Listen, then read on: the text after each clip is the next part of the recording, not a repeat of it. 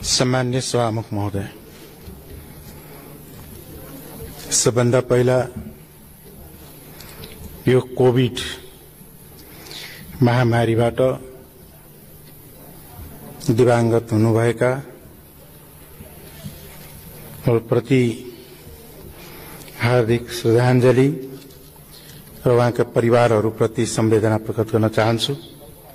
र अहिले हजारौं हजार नेपाली नागरिकहरू,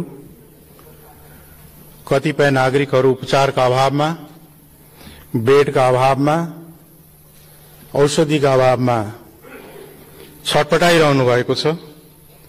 उहाँहरूको समेत शीघ्र स्वास्थ्य लाभको कामना गर्दछु।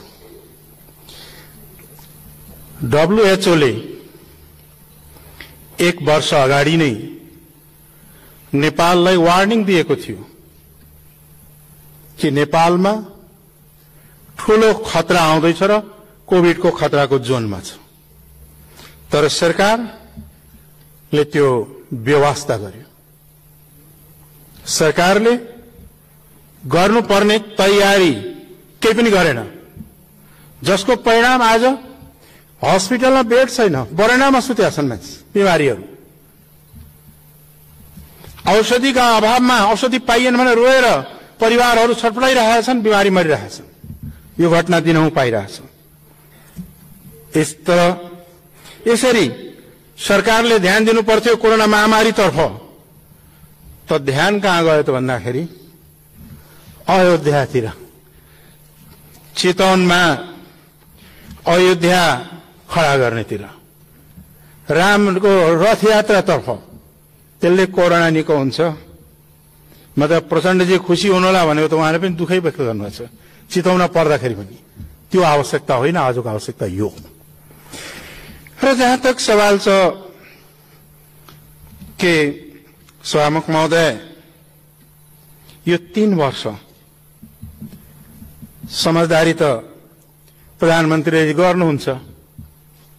हामीसँगै, हाम्रो पार्टीसँग सम्झौता गर्नु हो, हामीले सहयोग गर्यौं।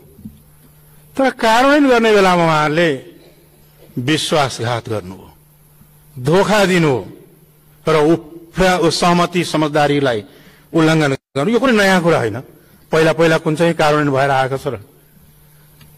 त कसरी विश्वास गर्ने? आज प्रधानमन्त्रीज्यूले त्यो सदन समक्ष विश्वासको मत माग्नु भएको छ, जुन सदनलाई असंवैधानिक तरिकाले विघटन गर्नुभएको थियो।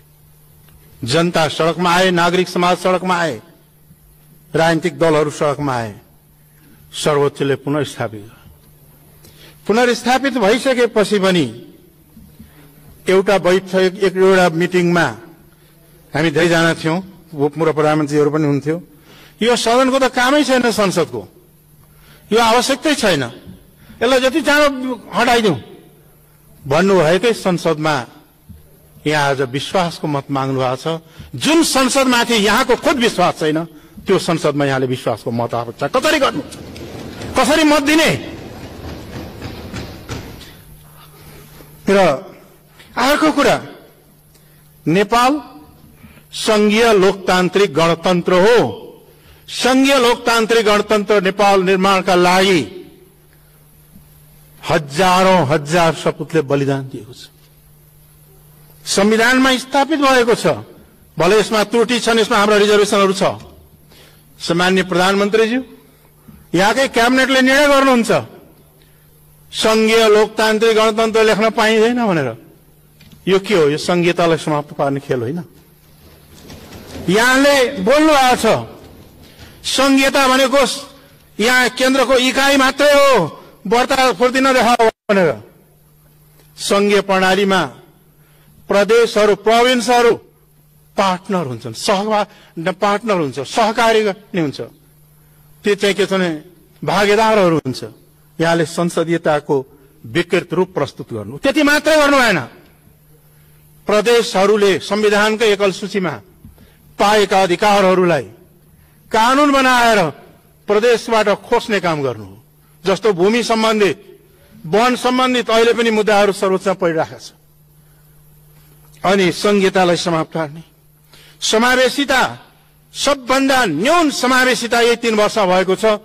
यहाँले गरेका नियुक्तिहरू भएकाहरू पल्टाएर हेरे हुन्छ। यहाँले समावेशितालाई समाप्त पार्ने रचना गर्नुभयो। त्यसै सालमा गएर यो संविधानलाई समाप्त पारेर संघीय गणतन्त्रलाई नै धरापमा पार्ने खेल भयो।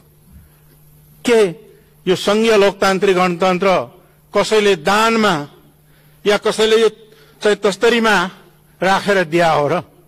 यो बलिदान, त्याग बलिदानबाट प्राप्त भएको उपलब्धिलाई चाहिँ के छ भन्दाखेरि धरापमा पार्ने कार्य गर्नका लागि र पछि गएर यसलाई समाप्त पार्नका लागि यहाँका विश्वासको मत दिने हो र?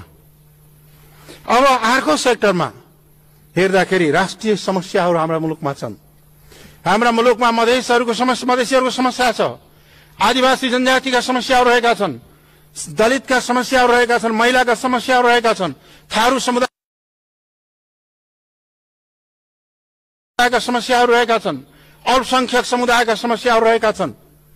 यी समस्याहरू राष्ट्रिय समस्याहरू हुन्। यसलाई समाधान गर्ने प्रयाससम्म 3 वर्षमा गरिएन। यी राष्ट्रिय समस्याको समाधान गर्नु हो, न प्रयास भयो, न चाहिँ के छ भन्दाखेरि संघीयतालाई संस्थागत गर्नुको सट्टा यसलाई उखलेर फाल्ने र कमजोर पार्ने चेष्टा गर्नु हो। मुलुकलाई दिएको यही हो। अब यस सँगसँगै चाहिँ के भन्दाखेरि अब मधेसको कुरा गरौँ। अहिले अलिअलि मधेसीहरूलाई फकाउन खोज्दै हुनुपर्छ। यहाँ नै हो नि त, हामी सबै मधेसीहरू बसेका थियौँ। यो समतल भूमि देख्नेदेखि मधेस भन्नुहुन्छ, ओ युपी बिहारतिर मधेस छ भन्नुहुन्छ। युपी बिहारै फेरि देखाइराख्नु भएको छ कि नेपालमा मधेसको, मधेस नेपालको अभिन्न हो, युपी बिहार मधेस होइन। अर्को कुरा, मधेस आन्दोलन हुँदाखेरि यो सबभन्दा बढी तुलनात्मक रूपले मानिसहरू मारिएका छन्, गोली लागेका छन्। जुन बेला यहाँ संविधान निर्माणको बेलामा जुन प्रधानमन्त्री भएको बेलाको, त्यति बेलै सबभन्दा बढी मुद्दा लागेका छन्। त्यति बेलै लगाएका मुद्दामा अझै पनि चाहिँ के छ भने जेल नेल भोगिरहेका छन्। त्यो बेला यहाँको अभिव्यक्ति एउटा के थियो, 2-4टा आँप झरेर, त्यही आँप खुवाउनुहुन्छ अहिले मधेसीहरूलाई। 2-4टा झरेको आँप, त्यो आँप झरेको गर्दाखेरि के हो भन्दाखेरि यहाँले अर्को कुरा स्वास्थ्यकै क्षेत्रमा हेर्ने हो भने हालै चर्चामा आएका छन्।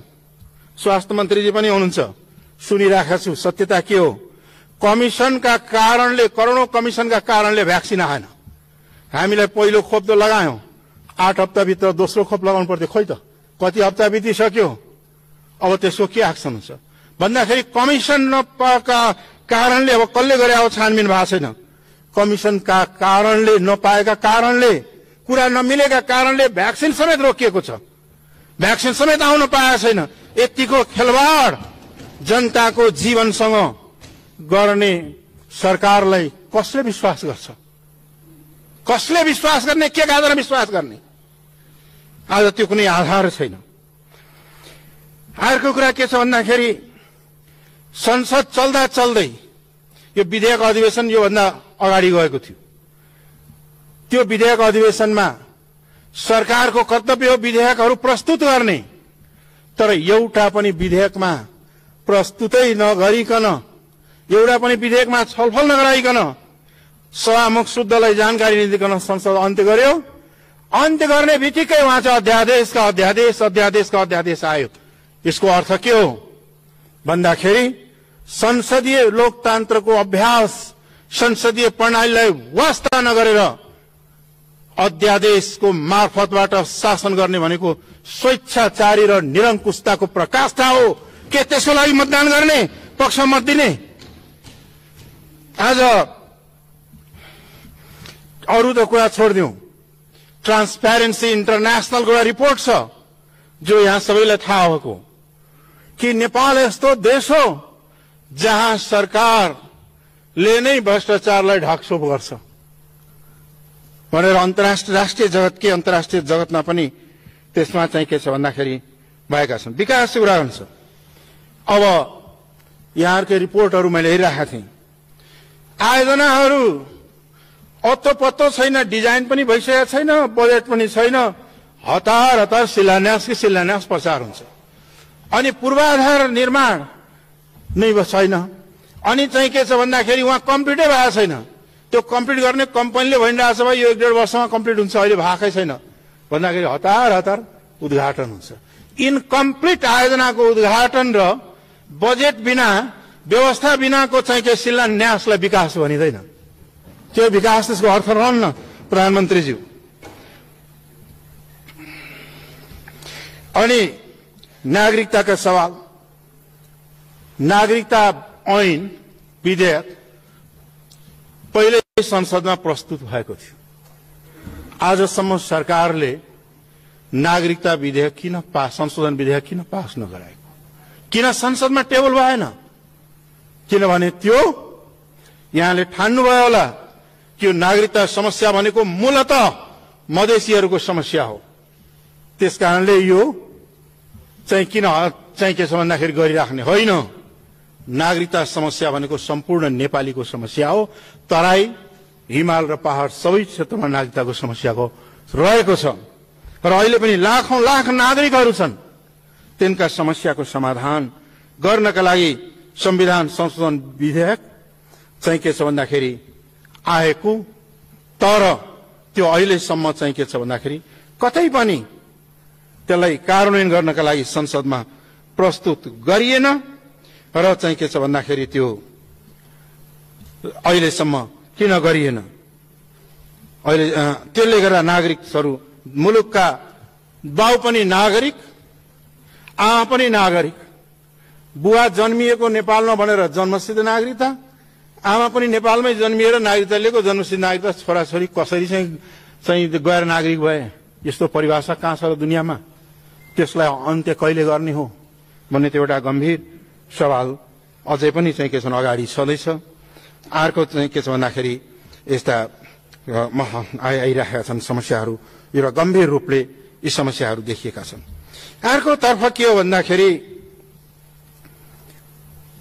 संसद, योभन्दा अगाडि सांसदहरूको अपहरण प्रशासनका केही पूर्व प्रशासक र प्रशासक लगाएर हो। यी सांसदहरू बसिरहनु छ। मुद्दा दर्ता गर्न जाँदा शुद्ध चाहिँ के छ अपहरणमा परे, मेरो मुद्दा दर्ता गरिदेऊ भन्दा पनि दर्ता गर्न नदिने, पछि गएर त्यसलाई पेन्डिङ गर्ने, यस्तो किसिमको व्यवस्थामा कसरी सुशासन हुन्छ? आज यो 3 वर्षमा निर्मला पन्तदेखि लिएर त कति हो कति सबभन्दा बढी बलात्कार र हत्या हिंसाका घटनाहरू, दलितका चाहिँ के छ हिंसाहरू, महिला हिंसाहरू र चाहिँ के छ भने असुरक्षाका सबभन्दा बढी घटनाहरू घटेका छन्। राज्यको पहिलो कर्तव्य नै जनताको जीवधनको रक्षा गर्नु हो, तर त्यो कार्य यो घटनाक्रमले हेर्दाखेरि सरकार जनताको सुरक्षा दिनमा असफल सिद्ध भइसकेको छ। आज कुनै ठाउँमा पारदर्शिता छैन। आज विधि र प्रक्रियाका आधारमा शासन प्रणाली चल्नुपर्ने हो, तर आजकल एउटा नयाँ वर्डहरू धेरै पपुलर भएको छ। त्यो के हो भने सभामुख सेटिङ भन्ने शब्द, जहाँ पनि सेटिङ छ भन्ने छ, जहाँ गयो उही सेटिङ। यो सेटिङ शब्दबाट, यो सेटिङ प्रक्रियाबाट चल्ने शासन प्रणाली लोकतान्त्रिक हुँदैन। लोकतन्त्रमा विधि, संविधान, विधि र प्रक्रियाबाट सञ्चालन हुने र त्यसभित्र टेकेर अगाडि बढ्ने प्रणाली हो।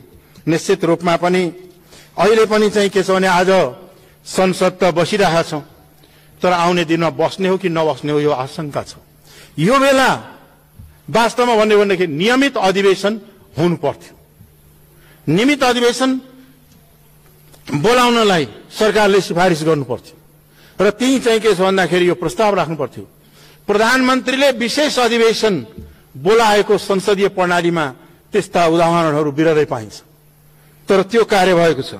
अब नीति कार्यक्रम पनि अध्यादेशबाट आउने होला, बजेट पनि अध्यादेशबाट जाने होला, अनि के हो सबै अध्यादेशबाट चल्ने हो भने संसदीय प्रणालीको औचित्यहीन साबित हुन्छ र संसदले आफ्ना अधिकारहरू प्रयोग गर्ने, आफ्ना चाहिँ के छ भन्दाखेरि बहसहरू, निर्णयहरू लिने अवस्थाबाट चाहिँ के छ भन्दाखेरि वञ्चित पारेर जाँदा त्यसले उब्जाउने प्रवृत्ति के हो भन्दाखेरि एउटा निरङ्कुशतातर्फ नै डोर्याउने हो, मुलुकलाई लोकतान्त्रिकरणतर्फ डोर्याउने हो होइन। त्यसकारणले आज संघीयता, समावेशिता, राष्ट्रिय पहिचानका मान्यताहरू, समावेशिताका सवाल, धर्मनिरपेक्षताका सवाल, लोकतन्त्रका सवाल र राष्ट्रिय समस्याको समाधान सँगै आर्थिक विकास र समृद्धिको सवाल आज देशको अगाडि महत्त्वपूर्ण सवाल हो। तर यी सवालहरूमा पहिला त अलिक आशा पनि लागेको थियो। प्रधानमन्त्रीजी भन्ने गर्नुहुन्थ्यो समृद्ध नेपाल सुखी नेपाली।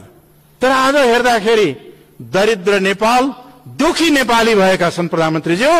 दरिद्र नेपाल दुखी नेपालीको रूपमा उहाँले अगाडि बढ्नु भने कथनी र कर्नीमा फरक भएको छ। र यस अवस्थामा चाहिँ के छ भन्दाखेरि यस्तो परिस्थितिमा चाहिँ के भन्दाखेरि विश्वास मत कसरी दिने एउटा गम्भीर चिन्ताको विषय भएको छ। मुद्दाका सवाल छन्। यहाँकै पालामा सबभन्दा बढी मुद्दा लगाइएको छ मधेस आन्दोलनको बेलामा। ती मुद्दाहरू राजनीतिक चाहिँ समस्याहरूको समाधान आपराधिक आरोपबाट हुँदैन। राजनीतिक आन्दोलनमा उठेका समस्याहरूको समाधान राजनीतिक हुनुपर्दछ र सबै मुद्दा खारेज र सबै बन्दी रिहा गरेर ती मुद्दाहरू, ती समस्याहरूलाई समाधान गर्नका लागि अगाडि बढौं। यहाँले सम्माननीय प्रधानमन्त्रीज्यूले यही संविधान संशोधनको कुरा गर्नुभएको छ। दुई पटक संविधान संशोधनको प्रस्ताव हुनु त्यति ठूलो कुरा थिएन, यही प्रस्तुत भयो र यहाँको दलले नै त्यसलाई विरोध गर्न मत दिएको कारणले पारित हुन सकेका थिएन। त्यो अझै पनि हामी ताजा छ, हाम्रो दिमागमा छ। यहाँहरूकै सरकारमा हुँदाखेरि